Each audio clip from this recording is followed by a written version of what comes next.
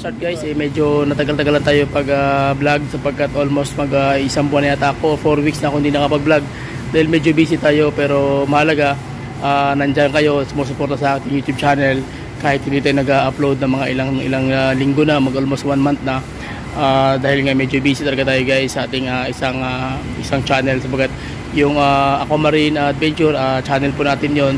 So ito po yung link, nasa baba po yung link niyan. So please support my another YouTube channel. Yan po yung ngayon yung na-divert yung attention ko dahil emergency sa parents ko po yung pag-uusap dahil kailangan na ng backup sa marketing. So kaya na-focus po na ako doon. Pero huwag kayo mag-alala mga subscriber, mga follower ko, sapagkat patuloy pa rin tayong ibabahagi ang ating kaalaman pagdating sa engine mechanic, okay, na tutorial. So sige, so let's start, let's do it. Mga araw guys, so another tutorial naman tayo, basic pointers kung ano yung nagiging cause ng piston pin knocking or engine knocking o main journal knocking. So marami, so engine knocking marami ang cause niyan, either fuel or crankshaft, cam lobe, tawag niyan yung piston pin. So marami, so pag-usapan natin guys sa simpleng tutorial basic nito, actual Ford na 3.2 6-speed automatic transmission. Okay, so samahan nyo ako sa simpleng basic pointers na tutorial. So let's start, let's do it, come on. So client natin na Ford Ranger 3.2 6-speed, so piston pin knocking. So ang nangyari nito ngayon na tawag niyan, ipapakita ko sa inyo yung possible na magiging main cause ng issue ng makina once na magkaroon ng piston pin knocking. So ano yung pwedeng masira at ano yung pwedeng papalitan na parts. Okay, so yun ang pag-uusapan natin ngayon sa simpleng sa ating content ngayon, okay? So sige, bago tayo magsimula, shoutout mo sa ating lahat, sa lahat ng mga kapwa ko mekaniko at sa lahat ng mga banggitang mekaniko at sa lahat ng mga... Okay, so nandito tayo ngayon sa ilalim, ay diniagnose ko na talaga, naramdaman ko yung knocking at saka yung mga oil spill, talagang malala, marami ng leaking. So marami dapat mo nang gawin, magpapalit mo tayo ng mga tawag yan, mga gasket, at magbubukas tayo ng timing. So medyo ano to guys, medyo groggy itong unit na to, so kailangan talaga siyang i-double check, okay? So magtanggal mo tayo ng parts guys para makita natin yung sistema. Sige, babakasin na natin dandahan yung harapan guys. So pag-usapan naman natin dito na portion kung ano yung dapat natin tanggalin at kung ano yung dapat natin ingatan, okay? So tara, let's go. Ayan na guys, tinanggal na natin yung buong mechanism. Ayan, tanggal na. So babakasin na natin to para matanggal natin yung ano, magpapalit tayo ng tatawag na oil seal dito. Pati yun dito may mga leaking din, no? Yan, no? Ibig sabihin hindi na ayos talaga pag tira to. Kaya grabe ang leaking sa engine. Okay, so check natin yung ilalim para makita nyo kung gaano kalakas yung leaking. Once na magtanggal kayo ito, kailangan pwede kayo gumamit ng gasket oil. Sa ano ko sa inyo, gasket oil gamitin nyo, gasket oil, wag itong sealant kasi old school kasi yan. Pwede lang yan sa mga yung hindi ganong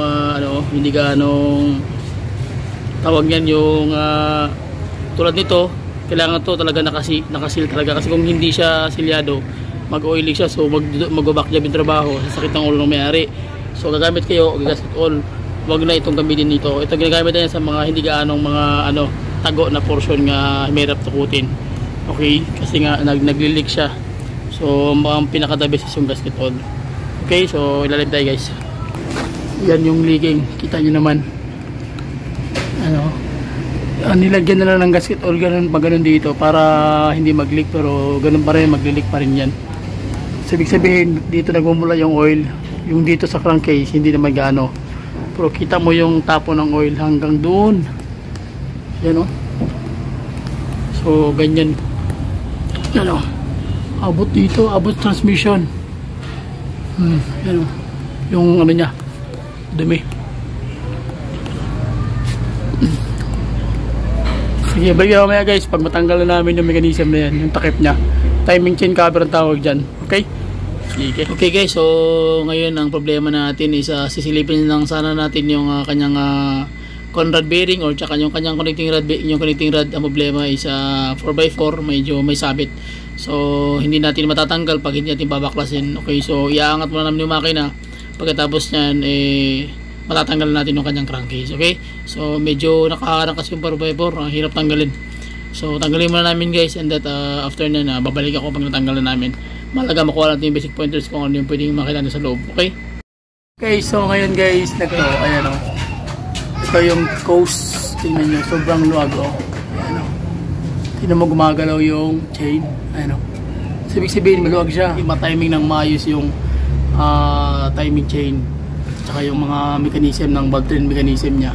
So sige, yun ang mga basic pointers guys. At least mahalaga makakuha nyo lang yung mga pointers kung paano siya tinitira. At alam nyo yung dapat gawin. So isilipin namin ito para malaman ko yung chain, yung kanyang main rod bearing tsaka counter bearing. Ang problema, sabit yung ay aangat yung makina. So medyo malalaki trabaho. Sige, kuha tayo ng special tools guys. Ang gumawa nito ay si Brad. Kumusta Brad? Ano masabi? Tahimik na si Brad Payat, parang lonely. Parang nakaka-break up lang. So gawa tayo special tools para pang tanggal ng wheel seal. Ayan. So tanggal natin yung wheel seal. Ayan. Ayun. Tapos ikutin siya guys, paano pagtira. Ganyan o. Ayun. Ayan, ikot. Okay, kita nyo. Ayan. So sagad na siya, pwede mo siyang tanggalin.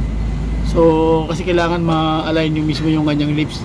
Kasi kung wala kang hindi mo siya ma-i-align, magli-leaking pa rin. Okay, so kailangan mo gawin. Kita nga may ikot. Ayan. So kailangan mo ng special tools. Lock na siya. Pag-release, ganoon. Ayan. Okay, sige. Tanggalin na natin. Tanggalin na natin guys. Ayan. So makikita mo dito yung lock. Ayan yung lock nyo. Ayan o. 3 piraso. So kailangan mo ng special tools talaga. So ito naman yung pinaka-lock niya sa kabila. Ayan o. Ito rin o. Ayan. Okay, so may mga lock siya.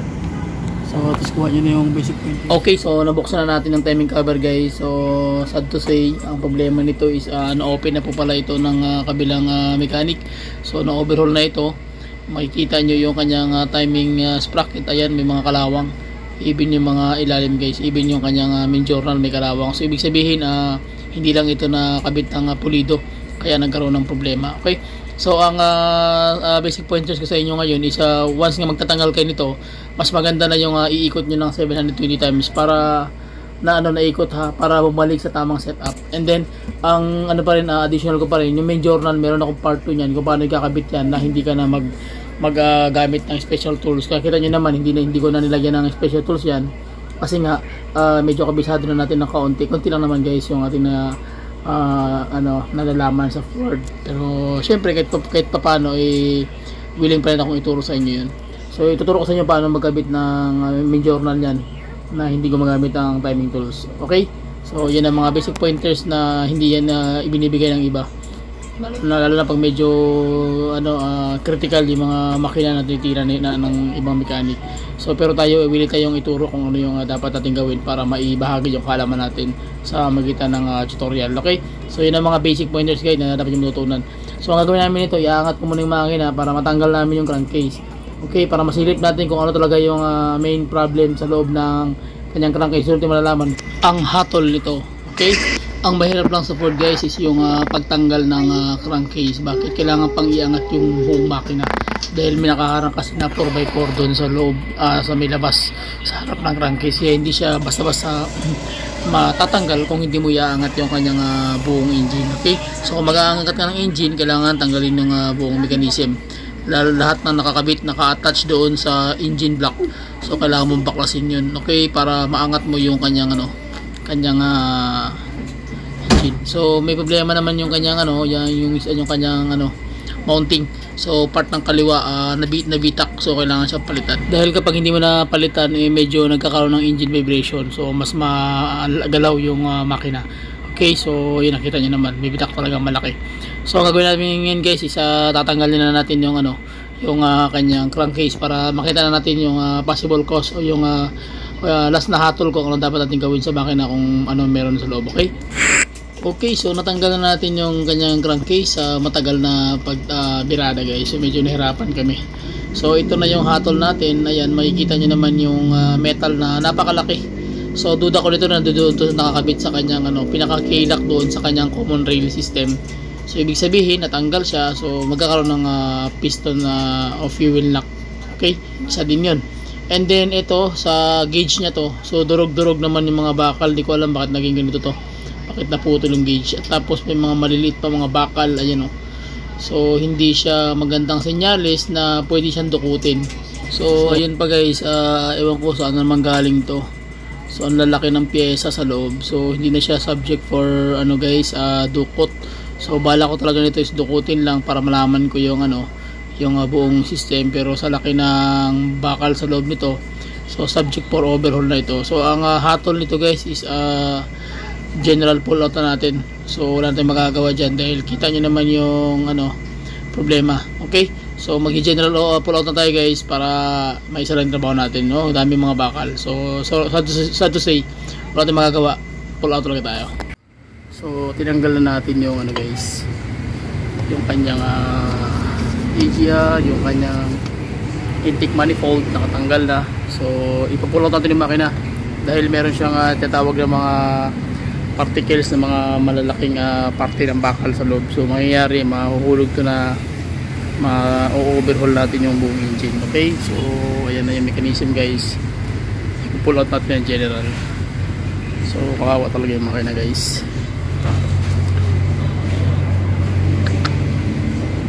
Ita-timing pa natin yan. Tuturo ko sa inyo yung tamang tutorial paano pag-timing yan, okay?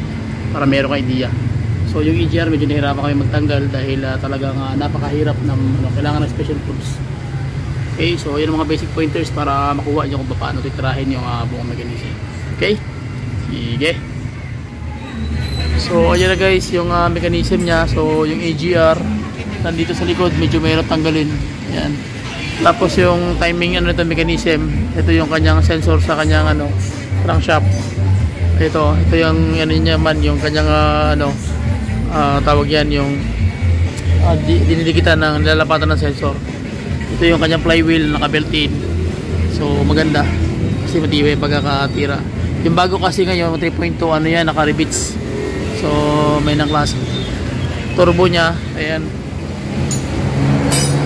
Ayan guys, ang turbo naka-built-in yung kanyang ano, electronics sa kanyang actuator. Okay, so itatiming pa natin yan ito para makuha nyo talaga yung tamang setup. Yan. So timing pa natin to. Ayan, ito para makuha talaga nyo yung gustong pagkakayari. Okay. Yan. Ito yung kanyang ano sa pump, sa oil pump. Yung oil filter, ayan. So, common rail pump, AGR, tatanggal na. Yun ang termo sa kuwan yan. AGR wala. Sorry. Sige lang muna sa ngayon. Okay, so ang gagawin natin guys, talagang ipupull out na natin ng buong makina para makita na natin kung ano talaga yung sira. Okay, so makikita nyo naman guys ang sistema ng electrical talagang medyo wasak talaga siya. So basic pointers pa rin, magtatanggal kayo ng wiring.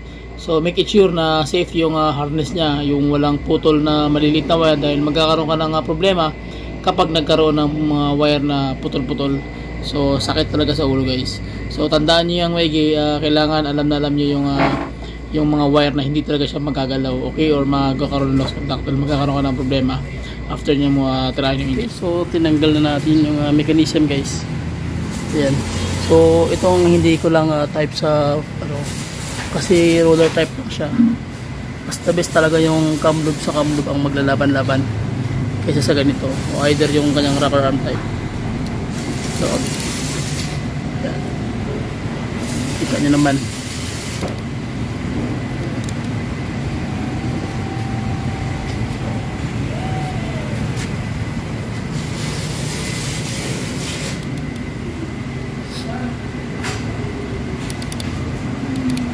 So maingay talaga yung niya piston. Basta nakita ng mga din na Okay, basic pointers guys, yung timing mechanism, paano siya titirahin. So bago kayo magtanggal ng buong system, kailangan nyo munang i-set up para makita nyo, especially yung mga baguhan. So So ang timing talaga nito, pag iikutin nyo siya ng ilang ulit, almost 700 ka turn. So yun ang kailangan mong gawin, 700 ka ikot para bumalik yung timing niya dito. So may marking yan siya, ayan. Ayan, marking ito rin, same din, may marking din yan, ayan. Tapos araw. So kailangan mag-aakma siya dito sa sa kanyang timing chain. So dito naman, ito naman yung niya, yung marking. So kailangan sa pull siya dito. Okay? Kaya naglambot siya. Pagdating naman dito sa may crankshaft, ito kasi ang crankshaft nito wala siyang timing mechanism. So problema niyan, yun ang mangyari. So kailangan ikaw marunong kang mag-setup nito. So bago mo tanggalin, kailangan nakatap yan doon sa piston sa loob. So ikaw na magagawa ng may marking para pag ginamit mo same pa rin ang sistema. Okay, ayan o. Wala siyang marking. So gagawa ka ng marking. So itatap mo yan, gamit mo yung kanyang sa injector niya. So lalagay ka ng dito, stick para matap mo yung yung kanyang mechanism. So yun yung mga basic orders.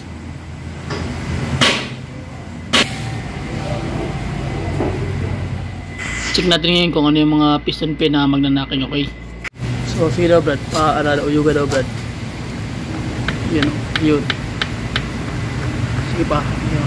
So muna siya, ninakig ang liner niya. Tay inis yung liner ba? So naking na siya. So, ayun. Tagal. Galaw talaga no?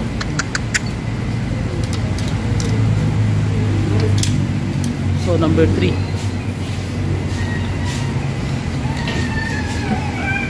Number 4. Super number 4. Yun.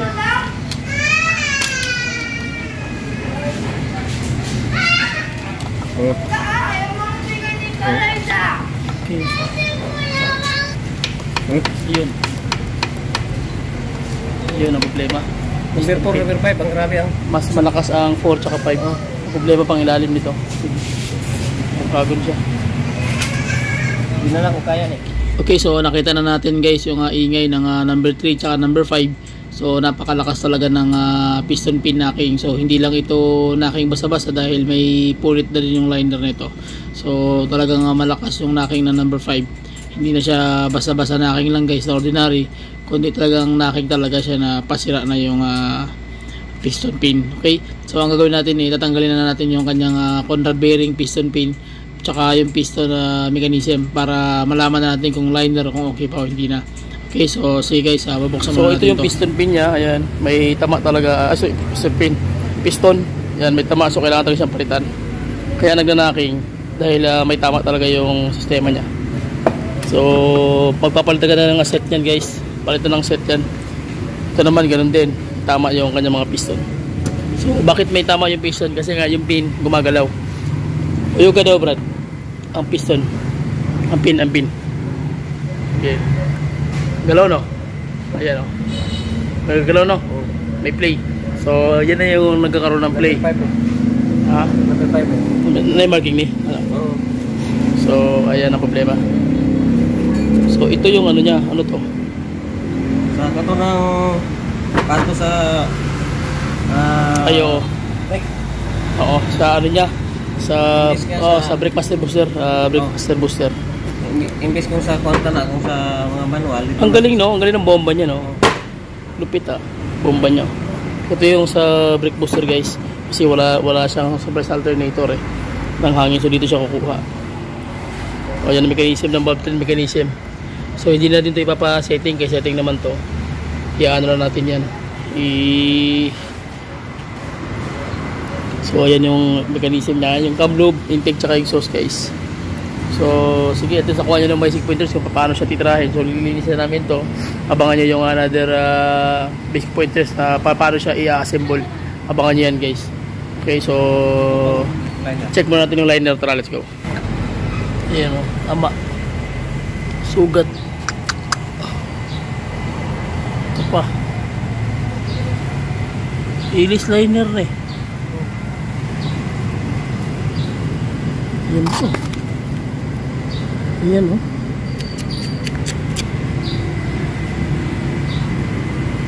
Kaya pala nag-blow by na.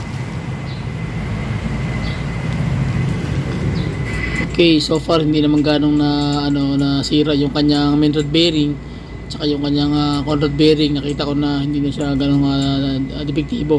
Pero yung liner, yun ang titingnan natin ang maigi kung ano talagang may sira dito. Ang ating birador, si Brad Paya sa Brad Ping. So tingnan natin kung anong nangyari sa liner niya, guys. Ayun o, at may tama. So basta mag piston pinacking yan, pati hindi mo ma-address yan, yan ang mangyari. Kakainin niya yung liner mo. So mag-blow by na yan. Diyan na dadaan yung tatawag na during 5 stroke. Diyan na dadaan yung blow by. Kapasok sa ilalim, didiretso sa dipstick, o either sa dipstick o sa valve cover. Okay? So dito medyo shiny pa siya. Ayan. Dito naman, meron din tama. Ayun o. Kita nyo yan, kinalawang o. Ayan o. Ayan. Masakit sa ulo yan, guys. So palit liner to. Medyo mabigat na pag-uusap to, guys, kasi Ford dito pero bagay ito yung pinakaunang model ng Ford, matibay naman siya, pero palit liner talaga, wala tayong magawa nito. So yan ang nagiging main cause ng problema. Okay, so at least nakuha nyo na yung basic pointers kung paano malalaman once na mag-fuel lock yung makina. Ito yung magiging dahilan. Ayan, tinabunan na namin 3.2. So sige, yun lang. Maraming salamat. Please subscribe to my YouTube channel. And then comment lang kayo mga follower, subscriber ko sa ating channel, sa ating comment section. Re-reply tayo dyan ng oras. Okay, sige. Bye bye and God bless. See you. Okay.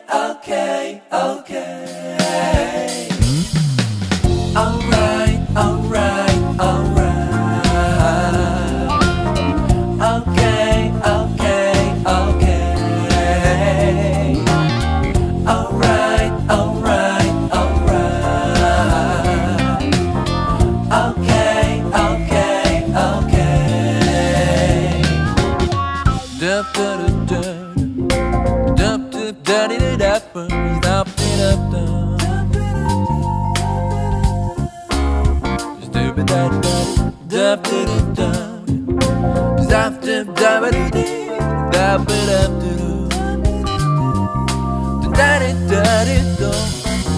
da da da da da.